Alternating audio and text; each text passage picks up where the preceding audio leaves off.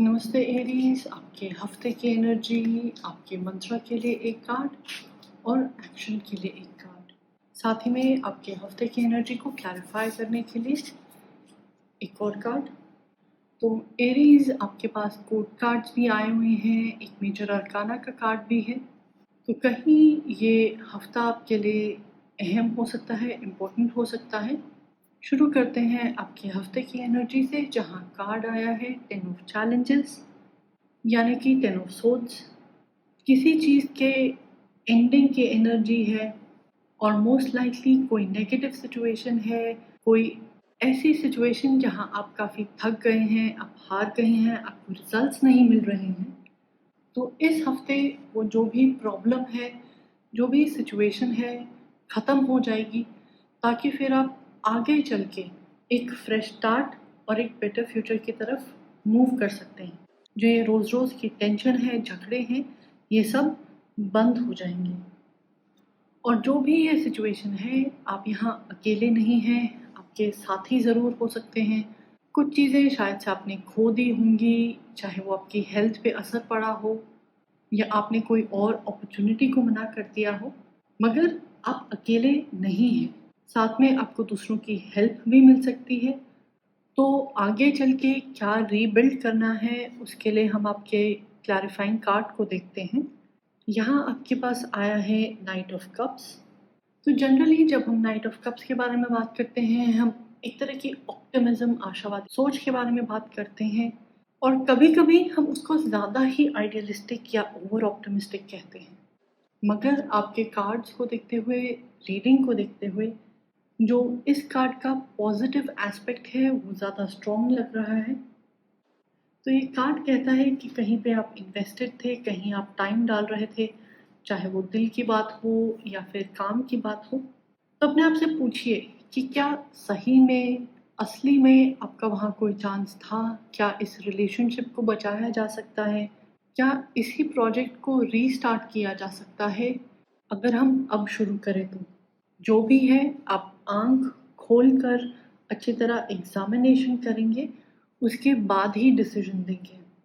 और इन दोनों कार्ड्स को देखते हुए आपको एक डिसीजन लेना पड़ेगा इस हफ्ते, कि आप एक रिलेशनशिप को बचाने की तरफ जाना चाहते हैं या फिर आप अपने फ्यूचर के बारे में ऑप्टिमिस्टिक बनना चाहते हैं।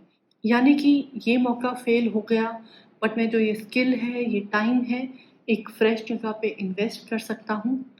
वो डिसीजन आपको देखना है। अब वो आपके ऊपर है कि आप कौन से नज़रिए के साथ आगे बढ़ते हैं।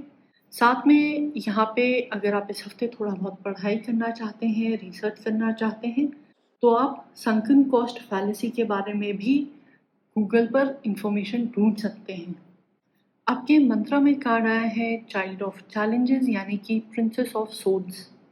अब जैसे ये व्यक्ति थका हारा जंगल में बैठा हुआ है, इसके जो औजार भी हैं, जो तलवार है, वो भी टूट सी गई है और अब ये थक गया है। उसी तरह जो ये चाइल्ड है, ये जंगल में घूमने निकली थी और अपना रास्ता भूल गई। पर देखिए, ये टेंशन में नहीं है। इन्होंने डिसाइड किया है कि मैं आराम से बैठती हूँ, थोड़ा सोचती हूँ, एनालाइज करती हूँ, और ऐसे में मैं जो भी डिसीजन लूँगी वो मेरे लिए बेटर होगा और मैं इस जंगल से जल्दी निकल पाऊँगी। साथ ही में जो ये शब्द है चाइल्ड, काफ़ी अप्रोप्रिएट लग रहा है कि अगर हम बच्चों को देखें तो वो झगड़ा करते हैं, कभी निराश हो जाते हैं, कभी गुस्सा होते हैं। जो भी वो चीज़ है, जो नेगेटिव इमोशन है, वो बहुत जल्दी गायब हो जाता है। यानी कि इस हफ्ते आपका मंत्रा का कार्ड आपसे कह रहा है कि इमोशनल लेवल पर या फिर अपने मेंटल लेवल पर इस हफ्ते आपने रोना धोना नहीं है, किसी को कोसना नहीं है, ना अपने आप को, ना दूसरों को या अपनी किस्मत को। जो भी अच्छा बुरा हुआ वो हो चुका है।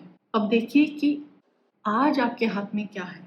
और ये जो चैलेंजेस या फिर प्रिंसेस ऑफ सोल्स का कार्ड होता है, ये रिसर्च में बहुत अच्छी होती हैं। ये एनालिसिस बड़े अच्छे कर लेते हैं, सही जगह एक अपॉर्चुनिटी ढूंढ लेते हैं। इंटर्नशिप से, सीखने से ये कार्ड बहुत स्ट्रांगली एसोसिएटेड है।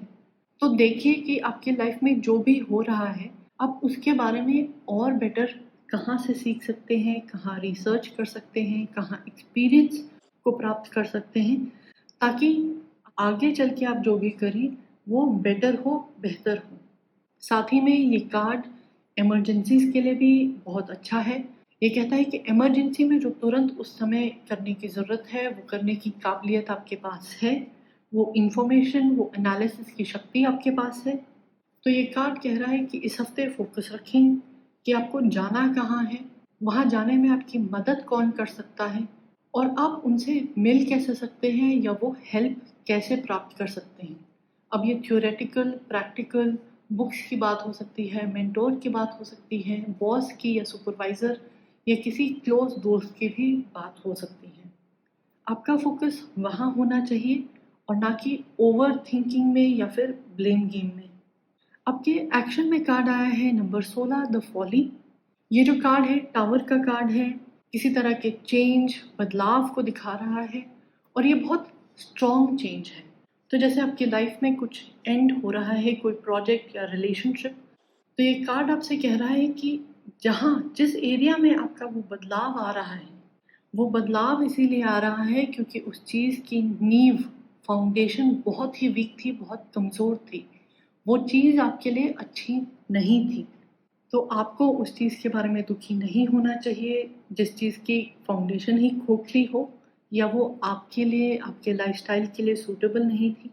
तो अब आपके हाथ में क्या है कि जो भी ये चेंज आ रहा है, शिफ्ट हो रहा है, आप उसको बेटर एक्सेप्ट कैसे कर सकते हैं। पहली बात कि जो भी ये चीज़ ख़त्म हो रही है उसको ज़्यादा खींचना नहीं है। आपने अपना काम किया, ख़त्म हो गया, अब चलते बने। चाहे वो ब्रेकअप हो, जॉब की बात हो।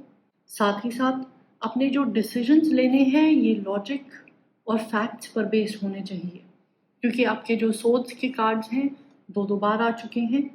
और इस ऑप्टिमिज्म के कार्ड को जब आप अपने एनालिसिस के साथ मैच करेंगे और अपने अगले प्रोजेक्ट, अपने रिलेशनशिप या फिर अभी आप फ़िलहाल एक ब्रेक लेने की भी सोच रहे हैं, तो उसमें अपने एनालिसिस और अपने ऑप्टिमिज्म का अच्छा बैलेंस बना के रखें, जो कि एक्सपीरियंस यानी कि अनुभव ड्रिवन होना चाहिए और ख़याली नहीं।